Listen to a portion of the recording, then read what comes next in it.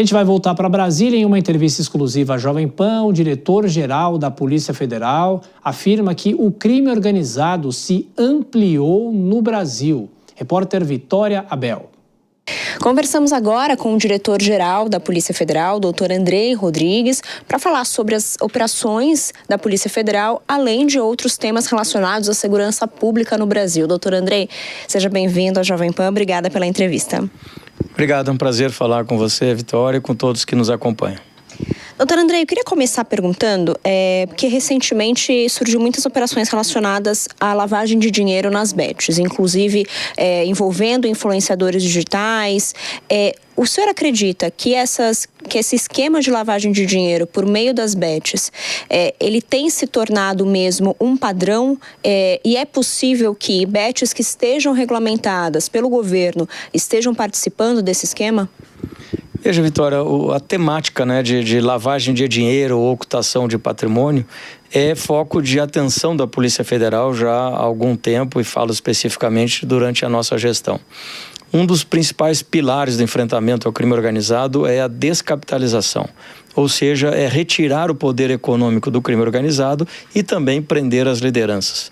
E há um fenômeno que não é tão recente, mas acentuou-se há pouco, que é a penetração do crime, seja organizado ou não, mas a penetração de criminosos na economia formal, em atividades que têm uma aparência de legalidade, licitude, mas que na verdade estão utilizando o sistema formal econômico para lavar dinheiro, para ocultar patrimônio. E você cita alguns casos, cita o caso de bets, que são importantes. Fizemos uma operação relevante semana passada com um dito influencer e que tem ou tinha um patrimônio de fato muito grande. Agora a investigação segue e está em curso para que a gente identifique as eventuais ilegalidades.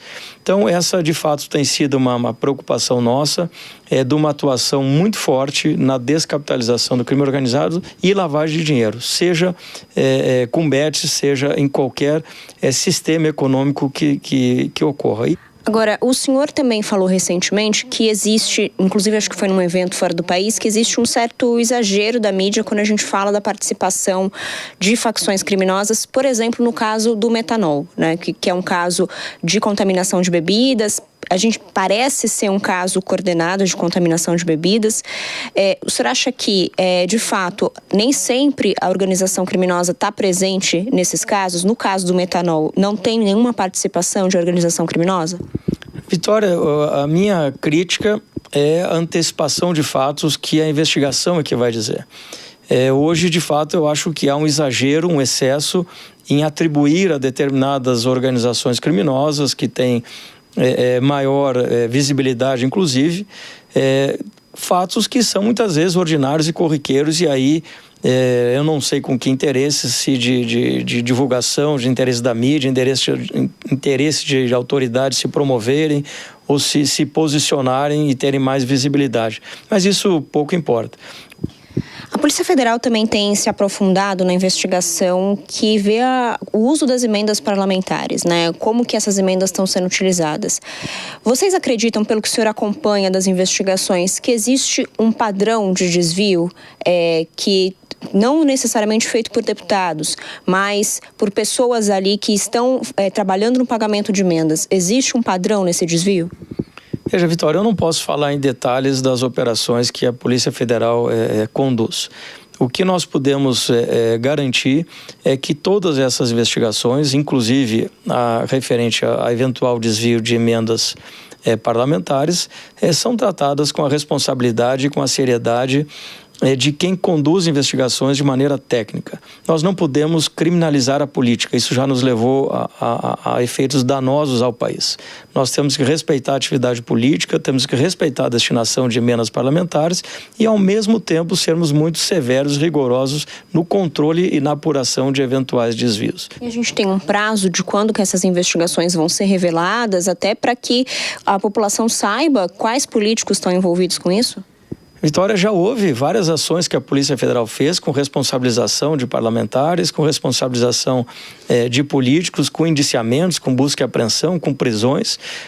referentes a essa modalidade criminosa. Então, eu não posso dizer de mais de uma centena de operações, qual é o prazo de cada investigação tem o seu período necessário de maturação e, ao fim e ao cabo, chegará às suas conclusões técnicas e rigorosamente baseadas na lei.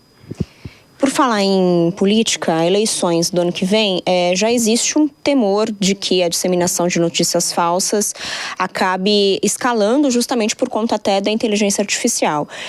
Como que a Polícia Federal tem se preparando? Vocês estão pensando em algum tipo de esquema especial para as próximas eleições? O nosso trabalho, né, em relação a crimes eleitorais, e nós somos a Polícia Judiciária Eleitoral, ele não parou desde a última eleição e nós já trabalhamos, inclusive, muito proximamente com o Tribunal Superior Eleitoral para fazer enfrentamento a todas as modalidades de delito. E aqui nós entramos numa pauta central, que não é apenas a divulgação de uma informação inadequada ou falsa, mas o cometimento de crimes a partir dessas informações. E é isso que a polícia apura, são crimes. Mas o senhor poderia dar um exemplo do que vocês já estão acertando para tentar coibir essas ações? Nós temos, por exemplo, uma operação que fizemos em relação a deepfake, identificando o modus operandi de como foi construída essa falsificação de imagens, de vozes e que levaram a danos severos em relação ao processo eleitoral. Dá para fazer algum acordo com as empresas de redes sociais para que se tenha um novo mecanismo de controle disso no ano que vem, nas eleições especificamente? Eu não tenho dúvidas. As empresas de tecnologia, elas têm sido muitas vezes parceiras, têm atuado em cooperação com os órgãos públicos e muitas vezes ajudado nesse enfrentamento ao crime organizado e ao cometimento de delitos. E para isso seria necessário uma nova legislação de regulação das Big Techs? Eu não tenho dúvida que é importante uma legislação que regulamente o funcionamento, assim como todos os canais de comunicação, por exemplo, a Jovem Pan, obedece regras e obedece normas. Os veículos, tradicionais de imprensa não podem anunciar a venda de drogas nas suas comerciais, não podem mostrar a violação de crianças na sua televisão. Por que as empresas de tecnologia poderiam fazer isso?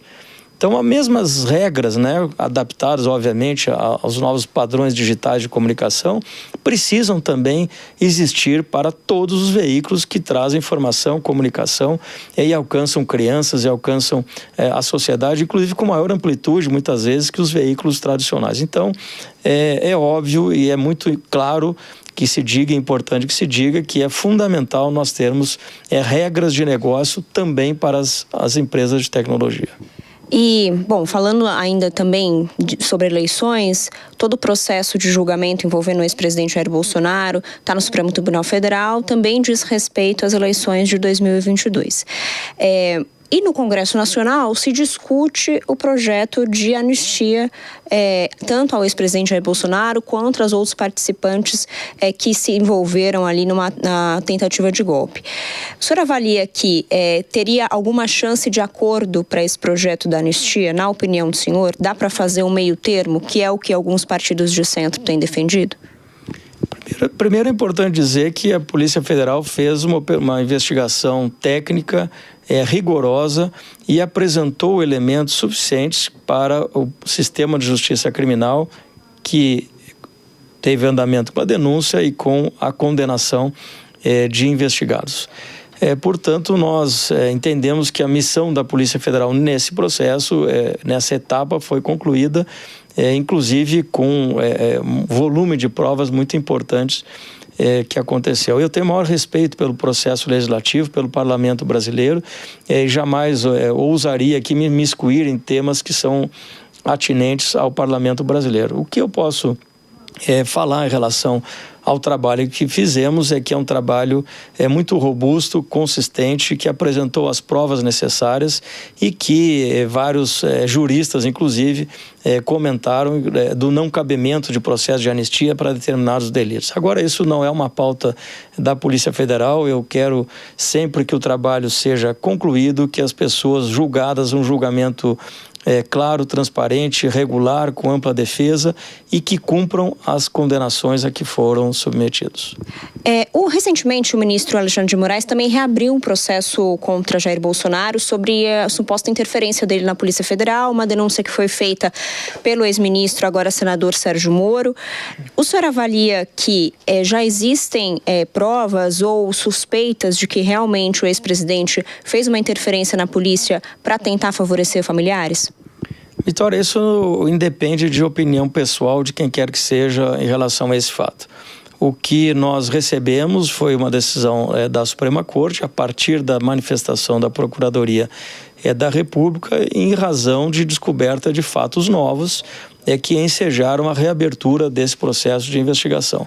Então nós, com absoluta serenidade, recebemos esse material, encaminhamos a nossa área técnica, que agora vai fazer a investigação, cotejando os acontecimentos que são públicos e notórios, ocorridos no governo anterior, e que dizem respeito à eventual interferência na rotina aqui da instituição da Polícia Federal.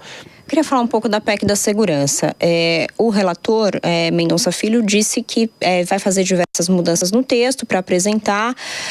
Um dos pontos do texto que tem sido criticado por parlamentares é o empoderamento da Polícia Federal, até levando a Polícia Federal também a investigar crimes ambientais nos estados. Isso teria incomodado um pouco as corporações estaduais. Como que você acha que esse texto vai ser desenhado? É importante que nesse modelo a Polícia Federal tenha uma centralização mesmo de investigação dos crimes organizados no país? Vitória, a PEC é uma grande oportunidade do Brasil avançar no enfrentamento ao crime organizado e melhorar o seu sistema de segurança pública. E ali tem vários elementos, eu destacaria, por exemplo, a questão da coordenação nacional. O crime organizado, ele não é mais local, ele é nacional e muitas vezes transnacional, e que, portanto, precisa de uma resposta uniformizada, o que, em medida alguma, retira o poder e atribuição das polícias estaduais. Mas um olhar central e nacional e até internacional é importante para que o enfrentamento seja mais qualificado. Em relação à eventual ampliação do papel da Polícia Federal, eu não vejo por que pessoas temerem que a Polícia Federal vá atuar mais em uma pauta ou outra. Você cita a questão ambiental, a Polícia Federal já atua na questão ambiental. Tem responsabilidade sobre isso. Veja a questão das queimadas. Às vezes tem um parque nacional ao lado de um parque estadual. O fogo vai pegar os dois parques ao mesmo tempo. E a Polícia Federal só poderia limitar-se a investigar um pedaço desse processo. E o outro, fecharíamos os olhos. Então isso não tem sentido. É importante esse enfrentamento uniformizado. A ideia com essa PEC seria, inclusive, trazer as investigações envolvendo o PCC, por exemplo, para essa agência e, portanto, sob ali a coordenação da Polícia Federal? A proposta da PEC permite essa coordenação nacional e essa visão global do crime organizado.